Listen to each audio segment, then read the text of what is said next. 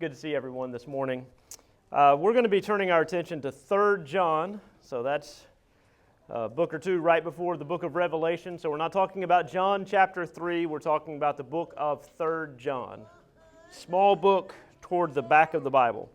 I want to begin with this thought for just a moment. Everyone leaves a legacy. We're going to be talking about this idea of legacy or reputation, right? So as we proceed through life, right, our personalities become known to those around us, and at some point we gain a reputation.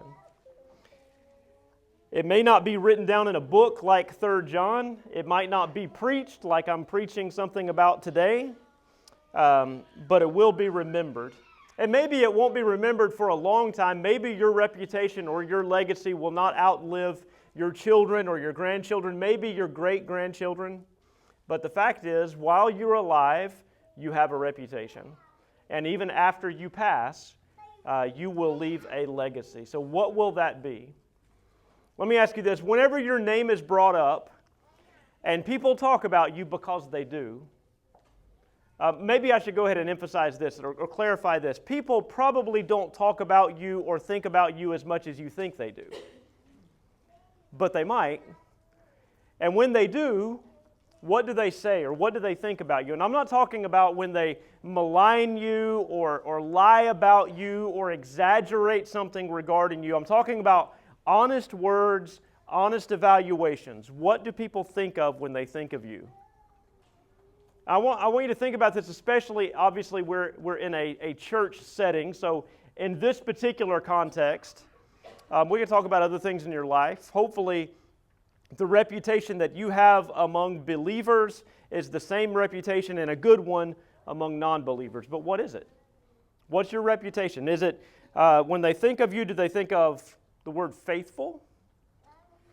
Do they think of the word encouraging? Do they think of the word humble? Or do they think of the word prideful? Do they think of the word arrogant? I guess that's the same as prideful, right? Do they think of the word difficult? Do they think of the word controlling? Or do they think of the word dependable? And we could go on with that list, right? But maybe the other question would be, what do I want them to think of? How do I want them to view me and to talk about me? Hopefully everyone wants other people to view them in a positive way. Again, I don't think that we need to overthink this. And there's a sense in which we don't really need to be worried about what other people think. That is, as long as we're doing what's right, we don't need to be too concerned about what people think, as long as we're doing what's right. At the same time, because we are representatives of Christ, we are Christians, right, disciples of His, reputation matters. We're representing the truth, we're representing Jesus, we're representing the church. So what do people think about us? What's our legacy going to be? What is our current reputation? What is it? Well, the book of 3 John, really it's just a short letter, speaks to this quite a bit. 3 John introduces to us 3 men with 3 legacies. Their names appear only briefly, but what is said about them has lasted a long time, right? John wrote these words maybe toward the end of the first century, maybe around AD 80 or AD 90. And here they are in front of us today.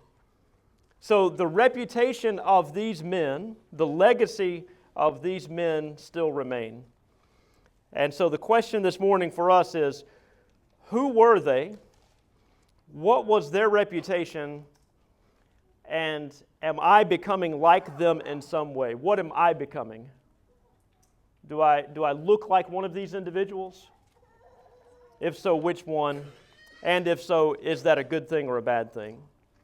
All right, so let's go to the first character, the first person mentioned in the book besides the writer. By the way, he opens up the elder, right? We're not going to talk about the elder, but we are at least going to mention him. If you read through this short letter, and we'll read through it, you will not find the name John. Obviously, the only time that you see this is at the top of the page, if that's where it is in your Bible, the 3rd epistle of John. The writer identifies himself as the elder. Most scholars believe, and tradition states, that it was John the Apostle. So, taking that for granted, just understanding that to be the case, we find the elder to the beloved Gaius, whom I love in the truth. So the first person is Gaius, a faithful encourager, we might call him. And we find this in verses 1 through 8. So I just want to read these verses, and then we'll come back and make some observations. So the elder to the beloved Gaius, whom I love in the truth. Beloved, I pray that you may prosper in all things and be in health just as your soul prospers. For I rejoiced greatly when brethren came and testified of the truth that is in you, just as you walk in the truth. I have no greater joy than to hear that my children walk in truth. Beloved, you do faithfully whatever you do for the brethren and for strangers who have borne witness of your love before the church. If you send them forward on their journey in a manner worthy of God, you will do well, because they went forth for His name's sake, taking nothing from the Gentiles. We therefore ought to receive such, that we may become fellow workers for the truth. Let me go ahead and skip ahead for just a moment. Maybe skip ahead and kind of a review of this. What is this letter about? Even though it's going to involve three main people, what was the purpose of John, if it was John, writing this letter? Here's what I think. After a little bit of study, I kind of get the impression that this is a letter of commendation. You remember that Paul asked the Corinthians kind of in a rhetorical way, do we need letters of commendation from you? You are our epistle. But it was the case, it was the practice in the early church when one person went from one congregation to another congregation, they brought letters of commendation, right? Recommendations. This person is faithful, and they're worthy of fellowship. I think that might be what this letter is about, at least in some sense. When you skip down and we read in verse 12 about a man named Demetrius, it says this, Demetrius has a good testimony from all, and from the truth itself, and we also bear witness, and you know that our testimony is true. Maybe it's the case that Demetrius was delivering the letter to Gaius, and Gaius had a work to do. So that kind of brings us into another purpose of the letter.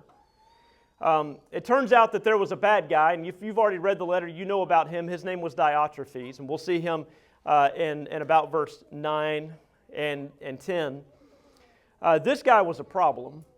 And we'll talk about how he was a problem. That was his reputation. He was a problematic Christian. But it turns out that in the first century, remember that there is a number of times in the New Testament that we read about the subject of hospitality. Now, when you think about hospitality, and I think about hospitality in our time, usually it just means, well, you're a good host. You know, you allow people into your home, you might feed them a meal, you might play some games with them or whatever, and then they go on their way, you do your thing. But in the first century, hospitality was much deeper than that. Hospitality had to do with you were taking care of friends and even of strangers. There were no Holiday Inns, there were no Motel 6s. What inns did exist were of ill repute and not great places to stay.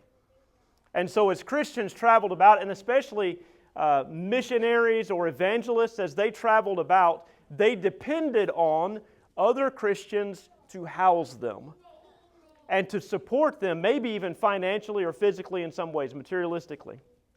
Giving them food, giving them shelter, and then even, and we read this a few times in the New Testament, how they would, when that person would leave or when that group would leave to go to their next place, the host would accompany them on their journey for a certain amount of time or distance. So hospitality was essential in the first century for getting the gospel into the world.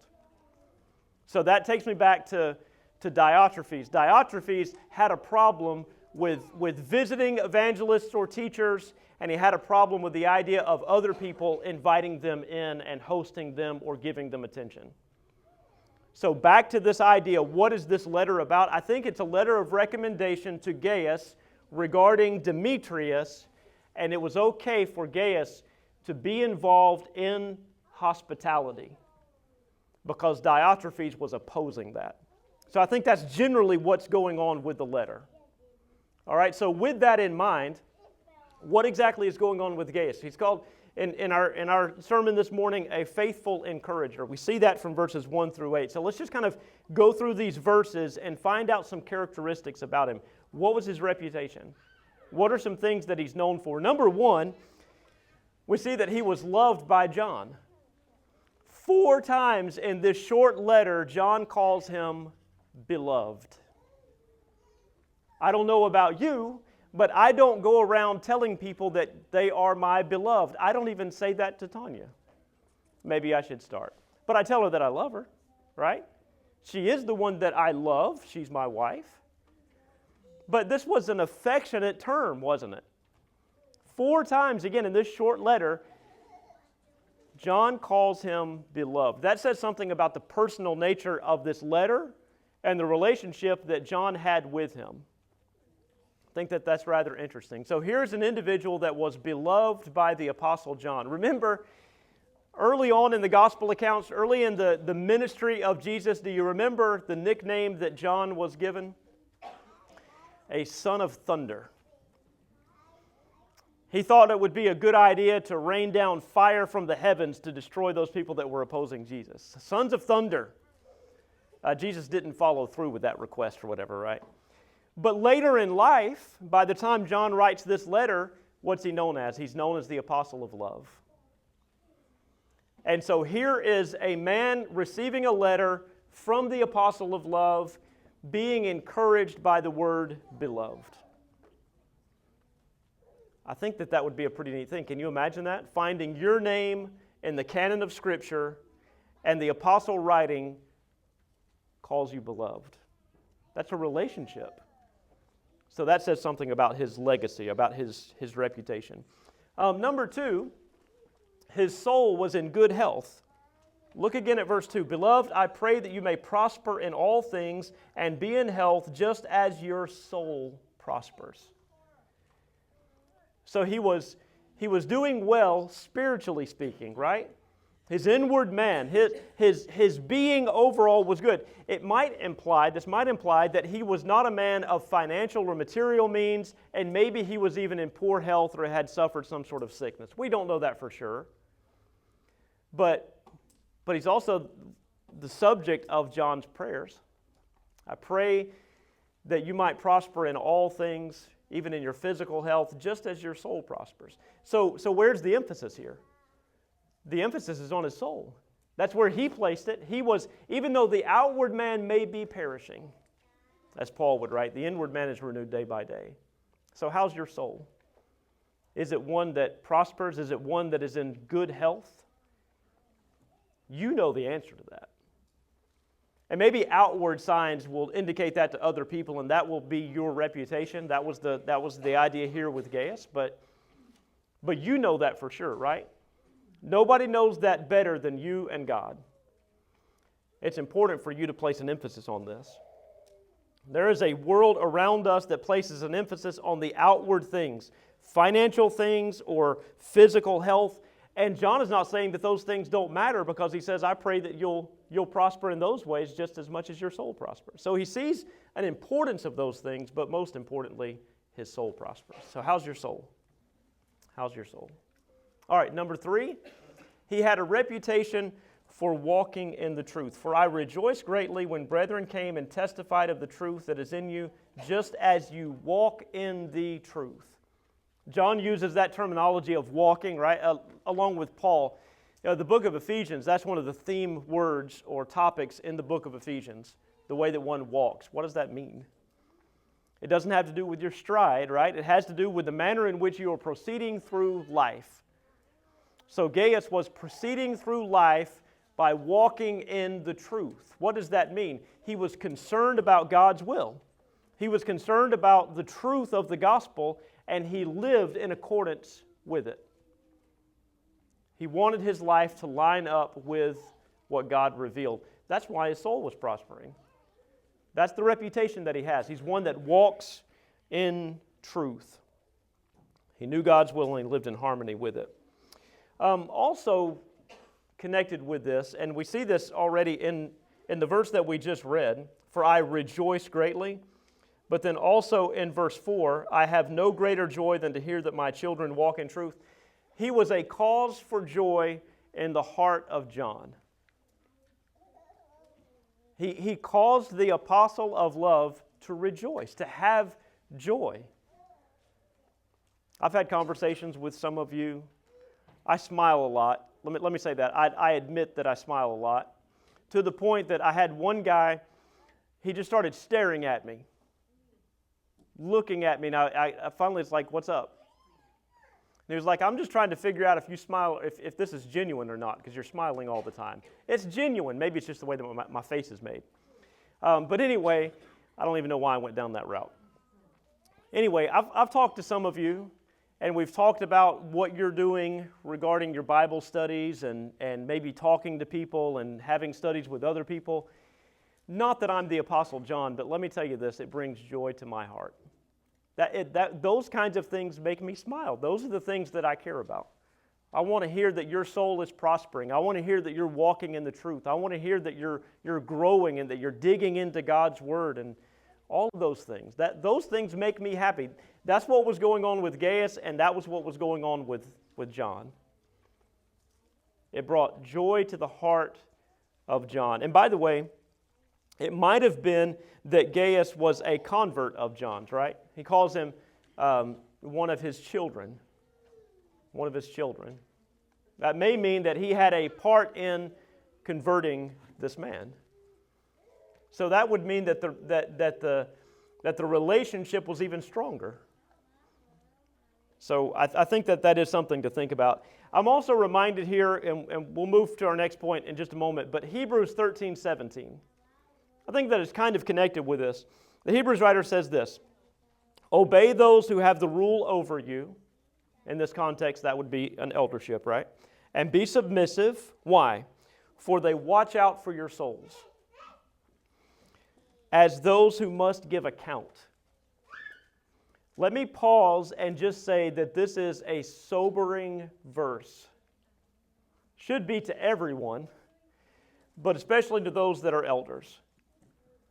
As those that must give account. Let them do so with joy and not with grief, for that would be unprofitable for you. So elders will have to give an account, apparently, for the manner in which those that are under their oversight live and move in this world.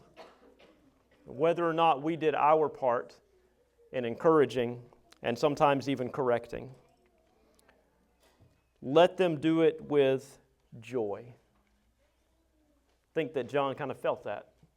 He felt the joy when it came to Gaius. All right. So, by the way, do you cause others joy or grief? Maybe it's the case that you don't care what other people think, but there are other people that worry about you. There are other people that think about you, and there are other people that pray for you. There are people that are concerned for you. And if you're not selfish, that means that you're concerned for them as well. Bring joy to their lives, not heartache. Number 5, he was faithful, or he was a faithful and loving servant of others. So verse 5 and part of verse 6, beloved, you do faithfully whatever you do for the brethren and for strangers who have borne witness of your love before the church. So again, going back to this idea of hospitality, I think John is saying here, you have a good reputation regarding this. You have been known to be hospitable to those that you know and to those that you don't know. And there are others that are watching, and they are testifying on your behalf regarding this. Isn't that what he's saying? So he was a faithful and loving servant of others. I hope that I don't go through life with the reputation of being selfish or self-centered. That's kind of the opposite of this, right?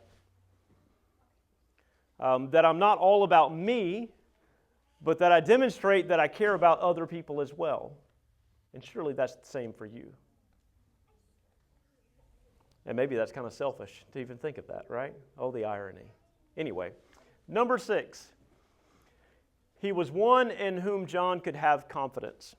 So again, going back to this idea of what was going on perhaps in this congregation with these two individuals, Gaius and Diotrephes.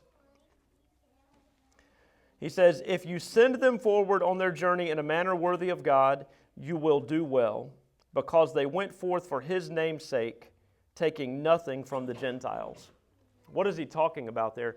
By the way, have you noticed that the word Jesus or Christ does not appear in this letter? He doesn't mention either of those words, but the name under consideration is the name of Christ. These individuals were going forth, spreading the gospel, teaching people about His name, Acts 4:12, His authority, His way. And so here is John telling Gaius that he had confidence regarding this opportunity that would be for him. In fact, let me go ahead and get to this last point. He had the opportunity to participate in spreading the gospel. I think that that's what he's talking about. He's saying, listen, you have a good reputation regarding your hospitality. You keep that up. Because of Diotrephes, maybe he's wondering if he should. Should I continue in that, or the opportunities that come about, should I plan on that in the future? So with verse 8, let's read it. We therefore ought to receive such that we may become fellow workers for the truth. So by his being hospitable, by his housing and hosting evangelists, he became a partaker in the spreading of the gospel. So it is a fact that not everybody's a preacher, not everybody's a teacher, not everybody's an evangelist, but there are other ways that we can participate in the spreading of the gospel. One of the things that we've emphasized at Avalon is this idea of bringers, teachers, and keepers, right? There are people who have a knack for not being a stranger to anyone. They're a bringer. They will bring people to teachers who have the knack to evangelize. And then once those people are taught, once they are evangelized and they become Christians, there are others who have a propensity to be keepers. They're good at making sure that people are encouraged and stay on the right path. All of these are participating in the spread of the gospel and the spread of the kingdom. And so it looks like John is telling Gaius, you're participating in that thing. You become a fellow worker for the truth when you do that.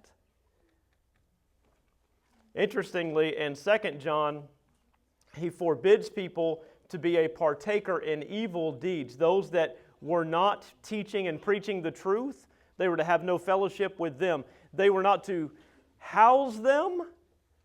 They were not to allow them into their house if they were not teaching the truth. They were not to bid them Godspeed. No patting them on the shoulder and telling them good job. But here he's saying you do need to be a partaker in those that are spreading the truth. You can be a fellow worker. This is fellowship. Okay. In the next place, with all of those things, wouldn't you say that Gaius has a good reputation, right? He left behind an incredible legacy. I want to be like this guy. I want to be like him. And I don't want to be like the next guy. Number 2, Diotrephes, a proud controller. All right, let's go ahead and read 9 through 11. And then we'll come back and make some comments. I wrote to the church, but Diotrephes, who loves to have the preeminence among them, does not receive us. By the way, where is that letter that John wrote to Diotrephes? Maybe Diotrephes put it through the paper shredder. I don't know. He didn't like it. Therefore, if I come, I will call to mind his deeds which he does, prating against us with malicious words, and not content with that, he himself does not receive the brethren, and forbids those who wish to putting them out of the church. Beloved, do not imitate what is evil, but what is good. He who does good is of God, but he who does evil has not seen God. That's Diotrephes. So what kind of legacy does he leave behind? Not a good one. He's not the example that we want to follow in any way. So let's look at a few things regarding him. Number 1, he was fond of being first and rejected other teachers. So this idea of he wanted the preeminence, that's it. He was fond of being first. He wanted the spotlight, we might say. He wanted all of the attention, and he wanted all of the glory. I don't know if he was a local preacher. Maybe that was it. And when these traveling evangelists came through, remember, it was often the case like in a synagogue type scenario. You remember when Paul would come to town, sometimes they would go into the synagogue and they would be invited to come and speak a word, right? And so maybe that kind of thing spilled over into the church assemblies, and when visiting evangelists were there, they would be given the opportunity to speak. And maybe Diotrephes, notice all the maybes here, right? Maybe that Diotrephes, if he was the preacher, didn't want that. He didn't want it. He wanted the preeminence. He wanted the spotlight. He wanted first place. Nobody else is going to be in the spotlight. It was all his. Not that there were spotlights, but you know what I'm saying. He wanted the glory. He wanted the attention. We see that in verse 9. And then also, from verse 10,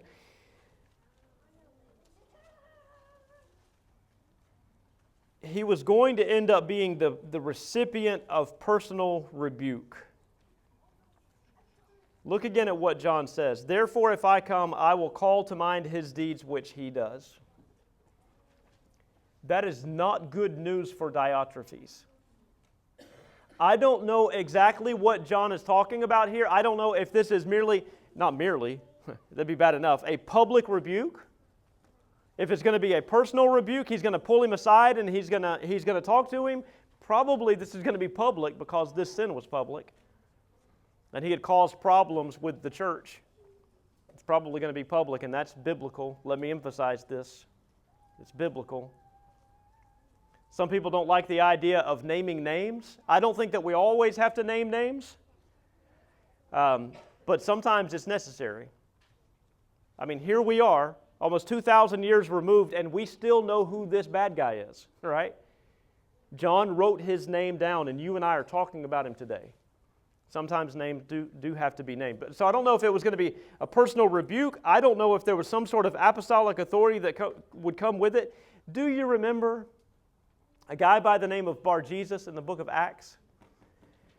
He attempted to come between the truth and a potential recipient of the truth, and Paul blinded him for a season. That's the power of an apostle. He blinded him. I don't know what John's, the former son of thunder, was going to do, but he was coming with apostolic authority. This man was a recipient, would be a recipient of a personal rebuke. All right, then also in verse 10, we find that he campaigned against John and others by berating them with false charges. Let me just read that part in verse 10 again. Prating against us with malicious words. He was lying about them. And that has to do with this problem of pride, right? There's somebody else that's going to come in, that's going to steal the spotlight, that's going to get all the glory, and so if I can run them down, they won't take that from me. This happened with Jesus and the Pharisees, right? One of the main problems that they had with him is that he was taking away their authority and their influence. It happened with the Apostle Paul. Everywhere that man went, Judaizing teachers followed him and attempted to undermine his work. And they would do that a lot of times by lying regarding his actions. That's why he typically refused financial support. Because the false teachers would come along and say, well, the only reason he's doing that is for the money. And then when he didn't do it for the money, they could turn around and say, see, he's not even worthy of financial support. What a lousy guy. Some people are just like that. They're going to lie against us. Diotrephes was that kind of person. He would lie. In order to build himself up, he would break other people down. Number 4, he refused to be hospitable, demanding others to follow suit, and expelled others from the assembly if they did not comply. So it wasn't enough that he would lie about them, about John and these others, but he would not receive the brethren and forbids those who wish to, putting them out of the church. So again, the idea of hospitality, traveling evangelists are coming through, church members may be volunteering, hey, he can stay at my place. No, he can't. And if you allow him to do so, if you desire for that to take place, you can leave. The doors are over there. That's this guy's reputation. That's the kind of person that he was. He was on a power trip. It was all about him. It was all about him, to the point of kicking people out of the assembly. All right, in all of this, number 5, he was engaging in evil, demonstrating that he did not know God. We've already read verse 11. But that's what he's doing. He's demonstrating that he does not have a true relationship with God, and he stands forth as an example of absolute evil. I don't think anybody has that reputation here. But just in case somebody is being tempted to, be warned, right? You don't want that to be your legacy. We don't want this to be our reputation. Finally, man number 3, Demetrius. He's a worthy example. So again, going back to verse 11, because I think there's a contrast that's going on here in the text. So Diotrephes is evil. He doesn't know God. On the other hand, there's this man, Demetrius.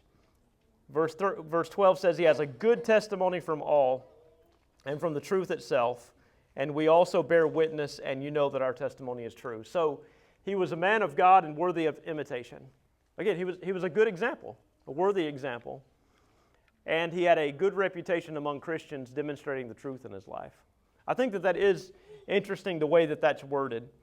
He has a good testimony from all and from the truth itself. What does that mean? How did the truth stand as a good testimony of him? Because he abided by the truth. He demonstrated what living in truth was. And so the truth kind of highlighted him and said, this is a good man. He had a good reputation. He leaves a good legacy. And so Gaius needed to know that he could probably host him, he could trust him, he could follow his example. All right, so as we come to a close this morning, again, the fact is all of us have and are building a reputation, a legacy that will live on. Again, I don't know how long your legacy will live. The fact is, as far as this life is concerned, this is kind of negative news, but you will be forgotten. You will be forgotten. I would encourage you, go to the cemetery sometime, especially a cemetery that has a lot of old gravestones in it. Find one from let's say the early 1900s, the late 1800s, and then just ask yourself, who remembers that guy when he lived around here? Nobody. Nobody remembers that person. So the great encouraging news is, as far as this life is concerned, you, if time continues as it has, you will be forgotten. But let's not dwell on that too much. The fact is, for a little time, you're going to be remembered. There are people around you that are looking at you right now, and you have a reputation in their eyes. If they think about you at all, if they watch you at all, and most people are watched at least to some extent, you have a reputation. And when you pass, if you have had contact with people in this life, you will be remembered. What's your obituary going to be like? You might want to write that before you die, right? Making sure that it sounds good. But if somebody else writes that obituary and they write it truthfully, what will it be like? There's a story of a man that had a horrible reputation. Everybody knew that he was just evil. And his time was coming. He eventually passed away. And there had to be a funeral. And they were hard-pressed to find a preacher that was willing to preach that funeral. They finally found one guy, and they said, so the brother made an appointment with the preacher, and the brother demanded that the preacher, and threatened the preacher, you will say good things about my brother. You will exalt him. You will not say anything bad about him. And so it came time for the preacher to preach the funeral, and he said, this guy was good as gold compared to his brother. What are people going to say about you when life here is over? What will your children remember? I would say this, young parents with young children, one day your children will be adults. Again, if time continues, if life continues. What kind of relationship are you going to have with them? That depends on what kind of relationship you have with them now. So just piece of advice, remember that. They're going to remember you, and they're going to say things about you, and they're going to think things about you. What's their reputation going to be? Church members. Listen, if we went down a list, and I don't want us to gossip and backbite or anything like that, but just every once in a while, think about some things that characterize other members. Now, other members, that puts you on the hot seat. You need to act and live and worship and serve and work in ways that those words that describe you are good words, honestly spoken. We all have a reputation. We will all leave a legacy. What's it going to be? What is it, and what's it going to be? We're going to go ahead and extend the Lord's invitation. And I would encourage you to be thinking about this. The most important thing that you can do in your life, the most important thing, ahead of the relationship that you have with your spouse, the relationship that you have with your children, beyond the relationship that you have with your friends and your neighbors, is the relationship that you have with Christ. If that relationship is everything that it ought to be, then all of the others will flow out of that, and in good ways. So this morning, you have the opportunity to make sure that that relationship is in good standing. If you're not a Christian, if you're not a follower of His, you can become one today. Maybe you have not lived like you should. You don't have to continue in that way. That doesn't need to be your legacy. You can change. You can repent. You can become a different person. You can put that old person to death in the watery grave of baptism, and you can arise to walk in newness of life, being the person that you ought to be. If you've already become a Christian, but you've allowed sin back in your life, you can repent of that. You can change course. You can do the right thing. If we can help you in any way this morning, please let us know as we stand and as we sing.